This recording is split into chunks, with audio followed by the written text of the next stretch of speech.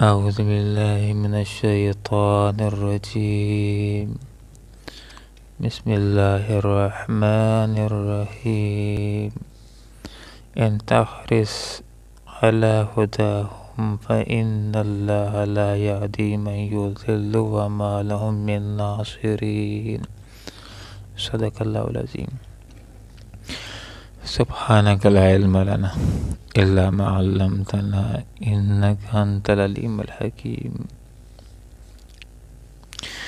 ان اگر تاخرس تم حریص ہو اعلی ہداہم ان کی ہدایت کے لیے، فإن اللہ بس بے شک اللہ تعالی لا یہدی ہدایت نہیں دیتا، من اس کو یضلو جس کو اس نے گمراہ کر دیا، وما اور نہیں ہوگا لہم ان کے لیے من ناصرین کوئی مددگار۔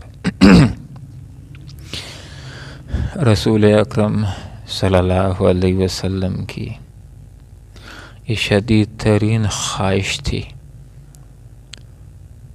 اور حرص تھی، اور یہ ایک اچھی حرص ہے کہ سارے کے سارے لوگ مومن ہو جائیں، مسلمان ہو جائیں، اور ایک ایک فرد کے ساتھ آپ صلی اللہ علیہ وسلم ملاقات کرتے تھے، اس کو بات سمجھاتے تھے، اور پھر ان کی ہدایت کے لیے دعا بھی کرتے تھے۔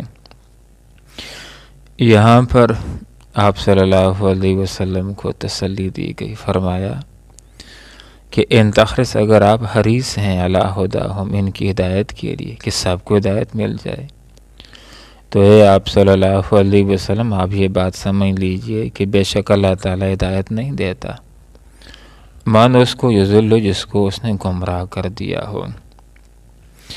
ہدایت دینے اور نہ دینے کے بارے میں نعوذ باللہ اللہ تعالیٰ کا فیصلہ الٹپ نہیں۔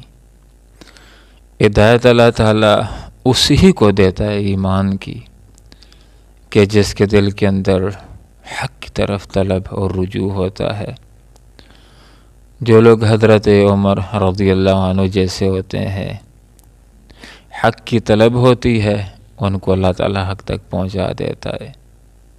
سلمان فارسی رضی اللہ عنہ حق کی تلاش میں کہاں سے چلے تھے، لیکن حق کی طلب تھی، تلاش تھا، اللہ رب العالمین نے ان کو دولت ایمان سے مالا مال کر دیا۔ لیکن جن کو حق کی طلب اور تلاش نہیں تھی تو مکہ کے سایہ میں رہنے کے باوجود وہ ایمان کی طرف نہیں آئے۔ اس لیے یہاں پر یہ بات سمجھا دی گئی کہ ایک آدمی کہ جس کو اللہ رب العالمین نے گمراہ کر دیا، اس کو کوئی بھی ہدایت نہیں دے سکتا۔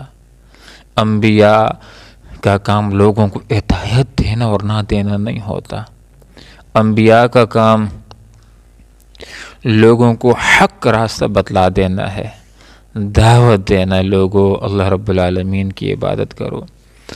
اب ہدایت کس کو ملنی ہے یا کس کو نہیں ملنی، اس کا فیصلہ براہ راست اللہ نے کرنا ہوتا ہے، اور بندے کے دل کو دیکھ کر کے اللہ فیصلہ کرتا ہے۔ حق کی طرف اگر طلب ہے تو اللہ تعالیٰ توفیق دے دیتا ہے، اور اگر حق کی طرف طلب نہیں ہے، اگر لوگ ایسے ہیں جیسے کہ ابو جہل تھا، تو ایسے لوگوں کو اللہ تعالیٰ ہدایت نہیں دیتا، کہ جس نے اس بات کا اظہار کیا تھا کہ ہم نے گھوڑے دوڑائے، بنو ہاشم نے گھوڑے دوڑائے، انہوں نے جنگ کے میدان کے اندر بہادری کے جوہر دکھائے، ہم نے بھی دکھائے ہیں، ان بنو ہاشم والوں نے لوگوں کو کھانے کھلائے تو ہم نے بھی کھلائے ہیں۔ اب یہ بات کہتے ہیں کہ ان کے خاندان میں ایک نبی ہے، اگر ان کی نبوت کو ہم تسلیم کر لیں تو اپنے خاندان کے لیے نبی کہاں سے لائیں گے؟ تو ایسے لوگ کہ جن کے سامنے حق واضح ہو جائے، پھر اس کی ناقدری کرتے ہوئے ضد، تعصب اور دھرمی کی وجہ سے اس کو ٹھکرا دیں، تو ایسے لوگوں کے دل کے پر مہر لگ جاتی۔ یہی وہ لوگ ہیں کہ جن کے بارے میں اللہ نے یہاں پر فرما دیا کہ ان اللہ لا یہدی، اللہ تعالیٰ جبرن ہدایت نہیں دیتا، زور کے ساتھ مسلمان نہیں کرتا، یہ اللہ تعالیٰ کو اصول اور سنت نہیں ہے۔ اللہ تعالیٰ ہدایت نہیں دیتا، من اس کو یضل جس کو اس نے گمراہ کیا ہو، اور اللہ تعالیٰ اسی کو گمراہ کرتا ہے جو خود گمراہی کے راستے کے اوپر رہنا چاہتا ہے، جو اسی راستے کے اوپر رہنا چاہتا ہے تو زبردستی مسلمان اللہ تعالیٰ اس کو نہیں کرتا۔ یہ دونوں راستے بندے کے سامنے رکھ دیے جاتے ہیں، جو اس طرف آنا چاہتا ہے تو نیکی کے دروازے، ایمان کے دروازے اللہ اس کے لیے کھولتا چلا جاتا ہے، یہ راستہ اس کے لیے آسان ہو جاتا ہے۔ لیکن جو اسی راستہ کا راہی بننا چاہتا ہے تو پھر اسی راستے کے اوپر وہ آگے چلتا چلا جاتا ہے۔ وما لہم نہیں ہوگا ان کے لیے من ناصرین، کوئی مددگار۔ یہاں پر یہ بات بھی ضمناً ذکر ہو گئی کہ دنیا کے اندر تو لا اکراہ فی الدین کا مسئلہ ہے کہ دین کو اختیار کرنے میں جبر نہیں ہے، کہ کسی کے سر کے پر تلوار رکھ کر کے اس کو نہیں کہہ سکتے کہ مسلمان ہو جاؤ، اس کو دعوت دینی ہے، مرضی کے ساتھ اسلام قبول کرتا ہے خوشی کے ساتھ تو ٹھیک ہے، اگر قبول نہیں کرتا تو دنیا میں کافر رہنے کی اجازت ہے۔ لیکن جو کافر رہے گا تو آخرت میں اس کے لیے کڑی سزا ہے۔ جب اللہ سزا دے گا تو یہاں پر یہ مسئلہ بیان کر دیا، ماں نہیں ہو غلام ان کے لیے من ناصرین، کوئی مددگار۔ دنیا کے اندر ایک آدمی جب سزا کا مستحق ہو جاتا ہے تو بہت سارے اس کے مددگار مشکل وقت میں نکل آتے ہیں، کوئی اور بھی اس کی جگہ سزا کھانے کے لیے تیار ہو جاتا ہے۔ جیسے کلاس میں ایک شاگرد شرارت کرتا ہے، استاد پوچھتا ہے کس نے کیا ہے، اس کا دوست کھڑا ہو جاتا ہے میں نے کیا ہے، تو اس کو بچا لیتا ہے، اس کی جگہ خود مار کھا لیتا ہے۔ اور کبھی کوئی سفارش کر لیتا ہے، کبھی رشوت کام دے دیتی ہے، کبھی اپنا جتھا اتنا مضبوط ہوتا ہے کہ کوئی ہاتھ ڈال نہیں سکتا۔ لیکن دنیا کے اندر جتنے حربیں اپنے آپ کو سزا سے بچانے کے، آخرت کے اندر ایک بھی کام نہیں آئے گا۔ جب اللہ سزا کا فیصلہ کرے گا ان گمراہوں کے لیے، ما لہم تو نہیں ہوگا ان کے لیے من ناصرین، اللہ کی سزا سے بچانے والا کوئی مددگار نہیں ہوگا۔ دنیا و آخرت میں اللہ کی سزاؤں سے بچنے کے لیے ایک ہی چیز ہے، اور وہ ہے ایمان اور اعمال صالحہ۔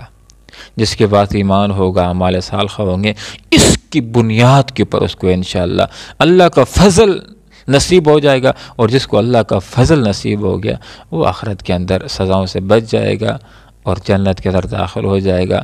اللہ تعالیٰ قرآن و سنت کو سمجھنے کی، اس کے اوپر عمل کرنے کی توفیق عطا فرمائے۔